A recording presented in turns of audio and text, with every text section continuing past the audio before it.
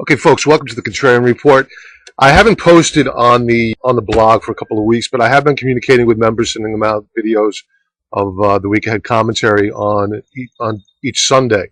And a few weeks ago, I sent out an alert to members on the week ahead commentary that there were storm clouds on the horizon. That was back here when I was looking at the 13,250 level on the Dow Jones Industrial Average.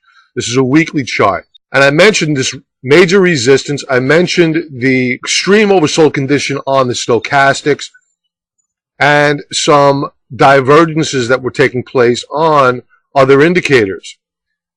Also, the fact that you had a stronger U.S. dollar was impacting the Dow Jones Industrials, S&P 500s, and the IWM, of which we are short. And we continue to build positions in this market due to the fact that what you're seeing right now in earnings is simply a distraction. What I believe is going to happen is that we will see a further correction in the market after earnings season is over. Why do I say that?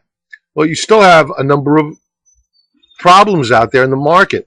You have Spain, which is once again paying 6% on its bonds. The debt crisis in Europe is far from over.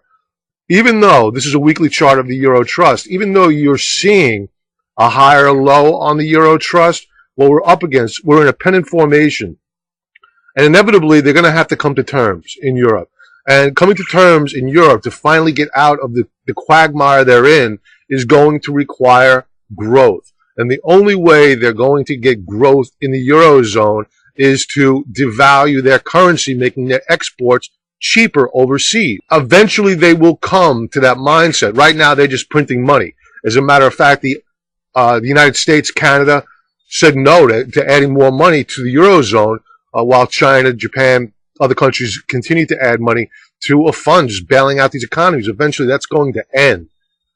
So keep an eye on the euro. I don't believe that you're going to see a breakout higher here. I believe that you're going to see a rally, an attempted breakout higher. But as you saw 3 weeks ago, that retest of the declining downtrend line will probably fail, and that'll send the markets into a tailspin. Let's take a look in overlay. Let's add the overlay of the S&P 500 here in black against the price action on the Euro Trust. And you can see that they trade in tandem. When the euro rallies, so does the S&P 500.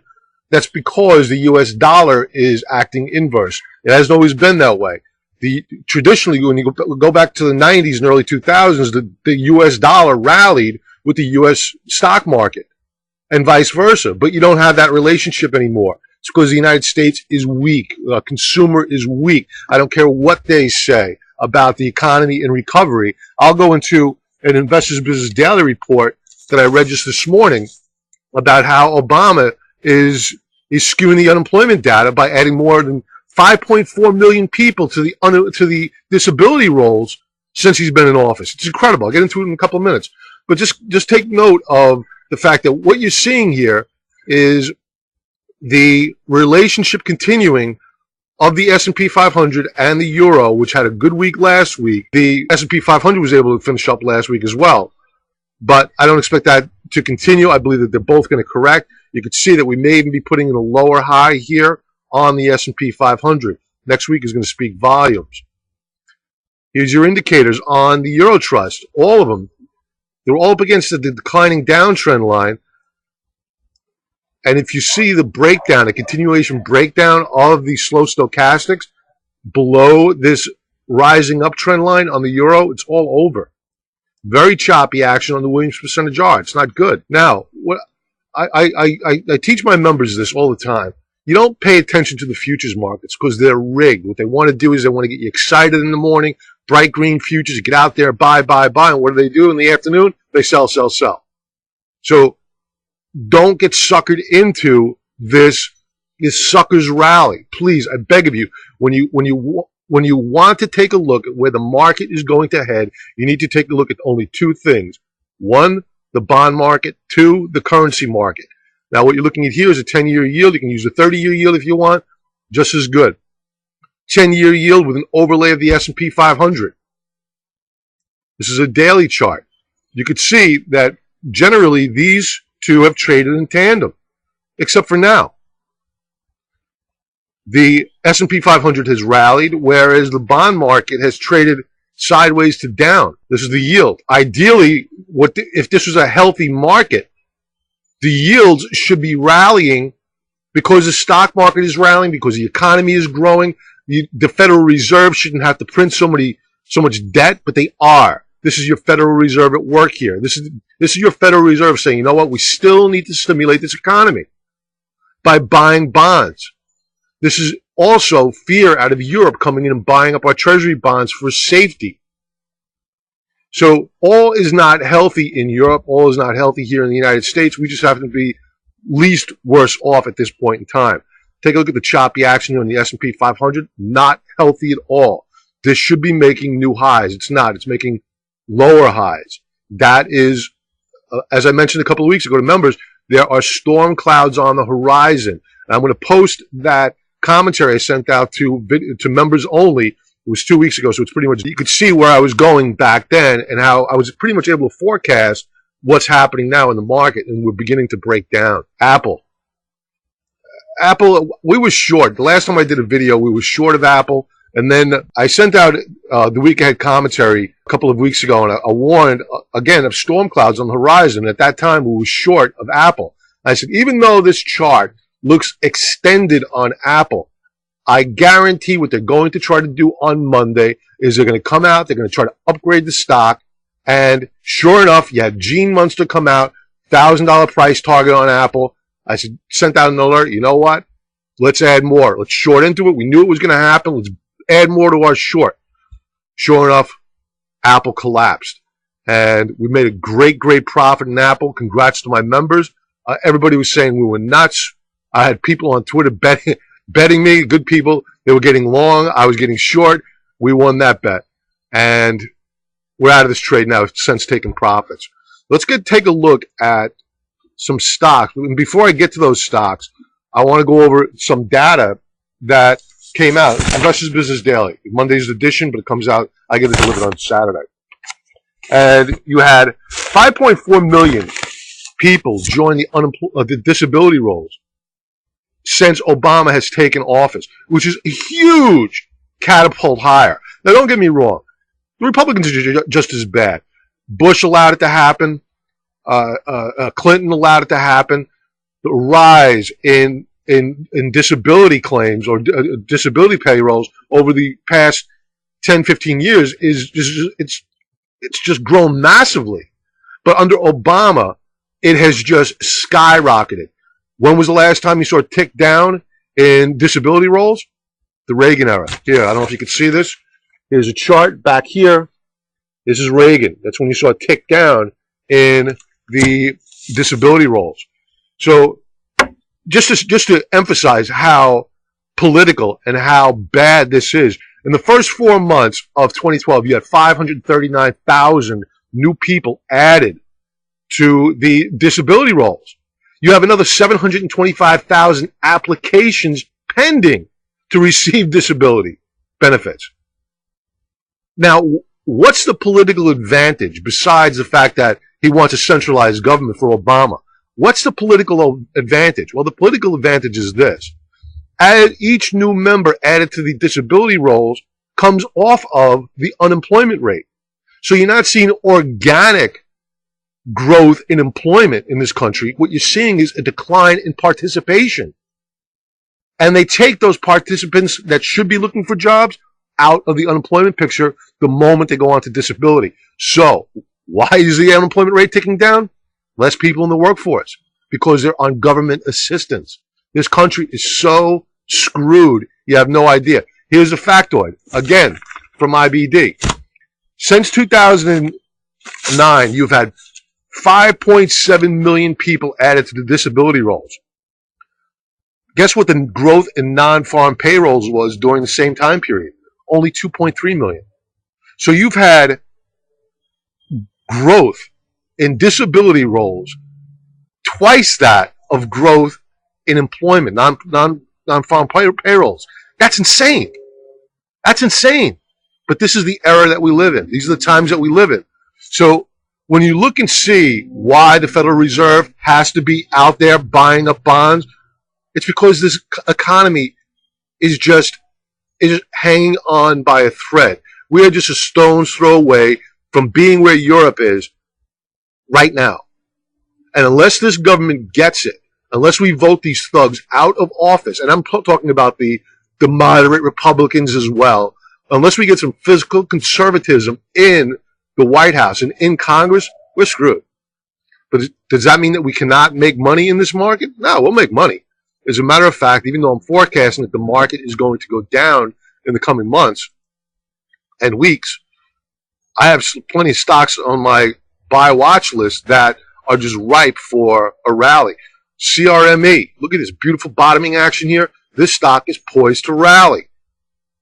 There is pretty much nothing about this chart that I do not like. So this is a stock that is just ready to launch. Take a look at these slow stokes, hooking up. Beautiful. This is a higher low on the slow stochastics. Very, very bullish action on the chart of CRME. Next stock, Chesapeake. This stock is looking good. It's getting hit by the all-time lows in gas prices. They were supposed to have cut production. I guess they didn't cut enough yet, but they have pretty good management. So we're going to look to get long of Chesapeake. The topping tails here tells me that there's resistance at 18. We're probably going to break down below the 17 level. We'll look to get long of the stock as soon as I sit down and I review the weekly and monthly charts. Because what you need to do is you need to identify your risk to reward. Where is historic support? Where is historic resistance on these stocks that I'm about to go over? You need to know that before you get involved with the stock. And if there is no historic support on, say, a Chesapeake, which I doubt, there should be, if there is not, then you need to look for indicators from the market to tell you where support is. And that's by use of bottoming tails on the candlesticks. Other indicators as well. And that's what I go into with my members. Education management. I mentioned this to my members last week. We still like this stock. We're very close to pulling the trigger on it. And I look forward to hopefully a nice short covering rally. And I'll be going to the short interest with members over the weekend. The weekend commentary will be going out tomorrow to members. ERF, Enerplus Corp, another one looking really, really good. Extreme oversold stock, 1782 on the RSI. And just imagine if you had bought this stock. Yeah, you have these books out there, Technical Analysis for Dummies. And I repeat myself on this, but it's so worth repeating. Buy a stock when it goes below 20 on the RSI. It's such a ridiculous rule of thumb. If you had done so, that would make you long of the stock right about here. Right here. Right when the RSI went below 20. You would be so underwater if you didn't use a stop loss. I can't tell you. You also want to take a look at, if there's no historic support on this stock, you want to take a look at your volume bars. Make sure your volume bars are dropping off.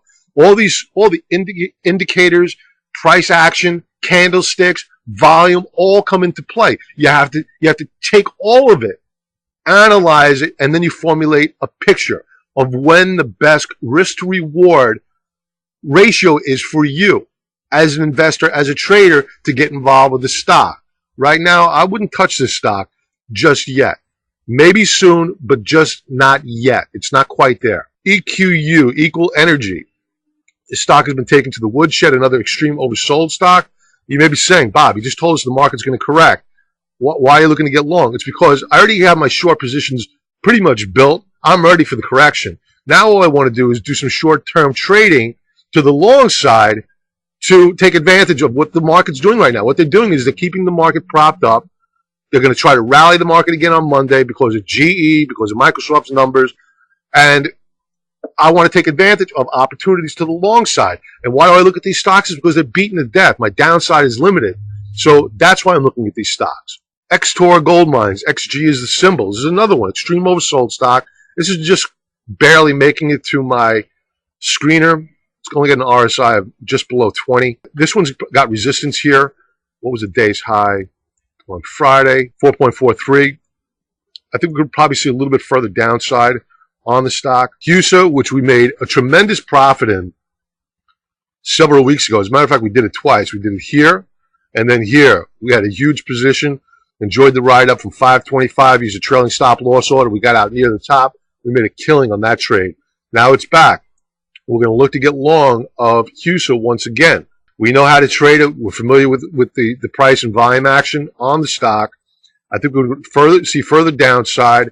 So your Stokes are still heading down. So you don't want to buy a stock when that's occurring. Maybe you want to start nibbling just a bit, but not quite there yet, especially with these volume bars. Look at these volume bars. You don't want to get involved with that. There's still sellers out there, institutional sellers. You want to stay away from right now. In the coming days, though. Hugoton Royalty Trust. I love this thing. We traded this stock back here. Again, just like with HUSA, we traded it to the long side, trailing stop loss order. The market took us out. We got out near the top. Great action on this trade. And I held some of my long-term portfolio because it pays over an 8% dividend every month. You get these little checks in the mail. It's really nice. Well, actually, not my mail. It goes into my account. So I'm going to be looking to add more to this as a trade. You could see on Friday, very bearish action. It was up for a good portion of the day. Then sellers came in late in the day, sold it off, very bearish. We could break below that 1234 level. I'm not going to be a bit surprised. Volume continues to roll in high to the downside. So we'll look. I'll send out alerts on all these when I get involved to members. And if you're interested in becoming a member and because you want to track these stocks because you're interested in them, sign up for the 14-day free trial offer. Send me an email. We'll trade them together. We'll just let me know you're interested in it, and I'll track it with you. VLCCF. This is a shipping company. These stocks usually have a pretty high short interest. RSI of 1893 makes it interesting, but just not quite yet. I like the fact that short interest is fairly high. I'm making that assumption. I haven't looked yet. I will go into it tomorrow with members.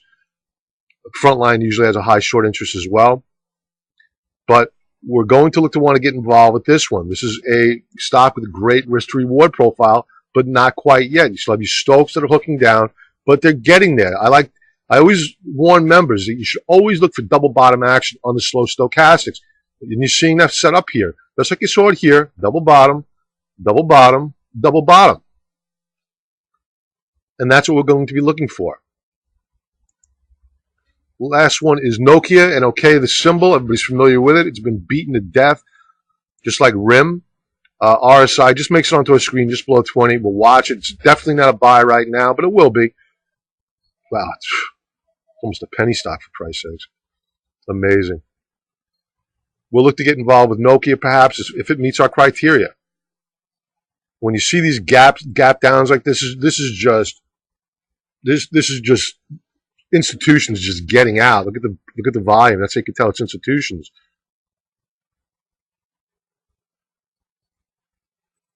Ugly chart. I wouldn't touch this stock right now. Is that the last one? Nope, not one more. SanDisk. This one came out with a bad earnings report, and it's ugly. It's real ugly. I think we're going to see further downside in the stock. Doesn't mean they can't try to jack it up a couple of points. I'm not going to be interested in playing that game. It's a sucker's game because I believe that it will roll over and head further south. More than likely, you'll see support down in this range here.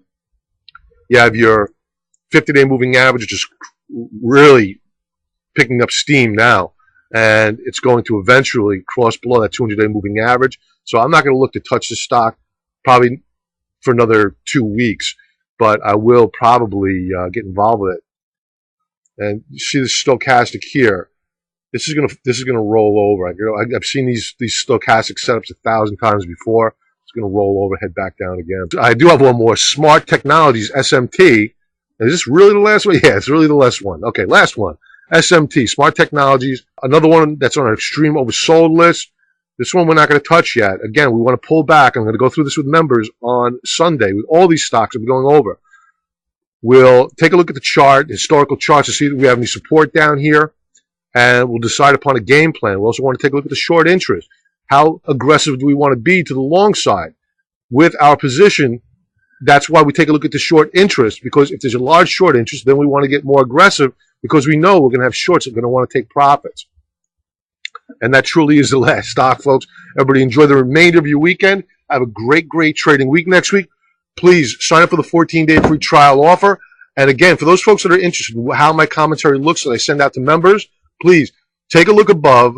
you'll see my contrarian commentary for members that was sent out a couple of weeks ago. I warned about this correction. I warned about Apple. You'll see it all there. And if you have any questions, please shoot me an email. Sign up for that 14-day free trial offer, please. And sign up for if you're watching this on YouTube, subscribe to my channel. If you're watching this on my homepage, please sign up, enter your email, get alerts when I post new videos and commentary. Talk to you soon. Bye-bye.